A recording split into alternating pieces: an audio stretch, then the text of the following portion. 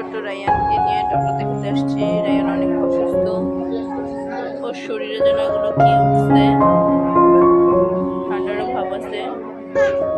ওকে নিয়ে ডাক্তারের কাছে আসছি, ও অনেক কান্নাকাটি করতেছে। আমরা রংপুরে আসছি ডক্টর দেখাতে, বিকাশ মজুমদারকে আমরা দেখাচ্ছি।